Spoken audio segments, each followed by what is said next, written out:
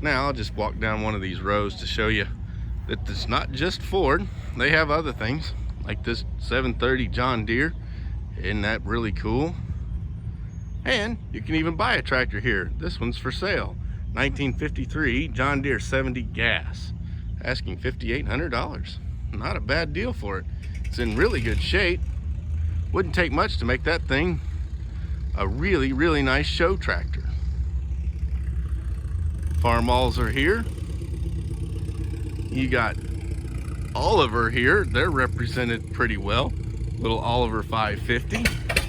Row crop 66. That engine you just heard start up is a John Deere B with a straight pipe on it.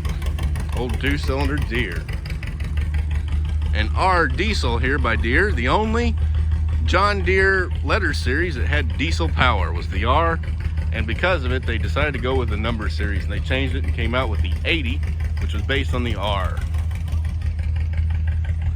One of the smallest tractors Deere made, this little L here. Pretty tiny little thing. Great for mowing highways. That's about all they were good for. Another Oliver. This one here is a row crop 77. And then here we go, the big dog. John Deere 5020 diesel. Ain't that a brute? These were big pull tractors. They weren't really row crop farming. They were just big, heavy pull tractors. And then the biggest of that design tractor, the 6030.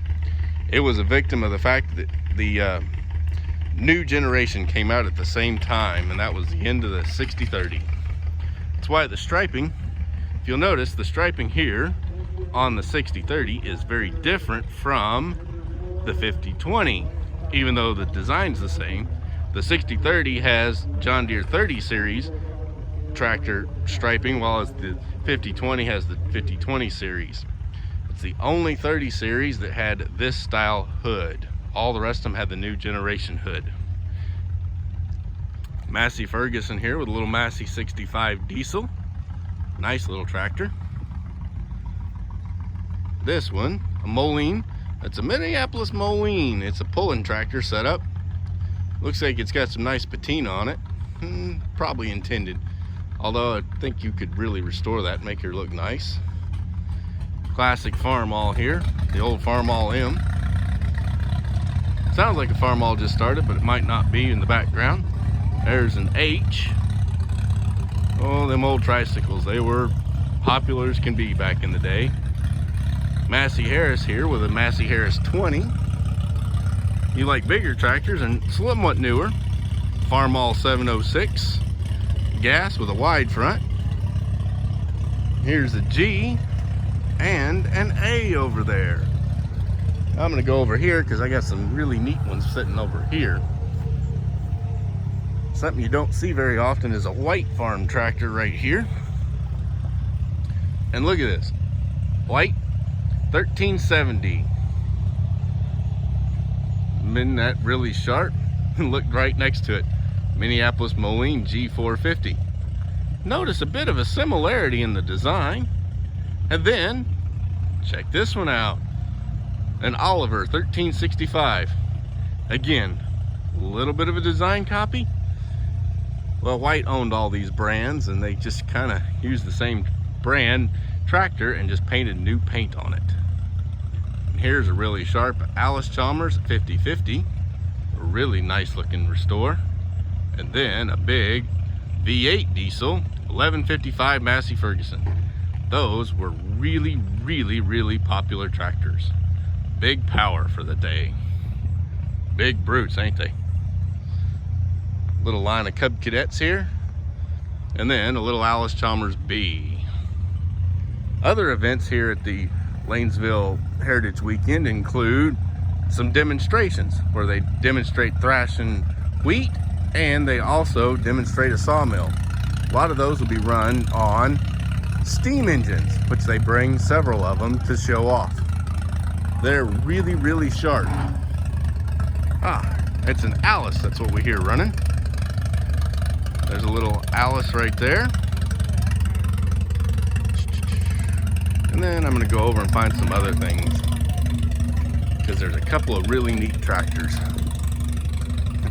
These little Alice Terror Tigers, little neat things. Could pretty much go anywhere, and they float too. Really nice. Kind of an ATV before ATVs were a thing. Here's Alice building them.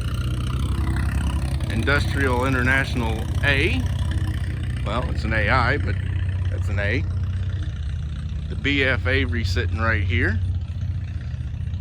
That's something you don't see too often, is the BF Averys. It's Model A. And then we have a Co-op. Co-op tractors were not too common around here, but they were around. And here is a B2, year unknown. Over here we got an 1130 Massey Ferguson, another big brute of a tractor. It was the biggest of it. No, the 1150 was the biggest of its day. This was a little baby brother, and then 1155 came out. Something you don't see often. Another one here is this little Silver King. These guys were made in Ohio. Rare little birds today, but there they are. Pretty cool little tractors. John Deere 320. Again, they pretty much got about everything you could want or need for a farm tractor show. All the farm tractors are pretty much represented here. I found a case, Alice, Deere of course. And see, there's some case tractors too. I'm betting they're both 930s because they look just about the same. Comfort King 930 case. And I'll bet you this one is. They could use a little work. Might still be working in the fields. Yep, another 930 here. Nice looking tractors. Now I got a couple things over here I want to show off. They're steaming up and getting the steam engines ready to go for the day. Here's more Deere stuff. See, we got you covered. If there's a brand you want, they're here. Here's some mini Molines, some mini Mos, the Minneapolis Moline G900 and M670s. I'll go around to the front so we can really see them better. Ooh, this one's an LP too. Isn't that cool? Look at that. Nice looking LP tractor. Then this one here, I bet you nope, it's a diesel, that M70. Nice looking Alice 160. Oliver's 1655, and then a Super 88 diesel narrow front. Ooh. Here's another one you don't see very often. A Huber. Isn't that really, really cool? Man, I like these tractor shows. You see a little bit of everything.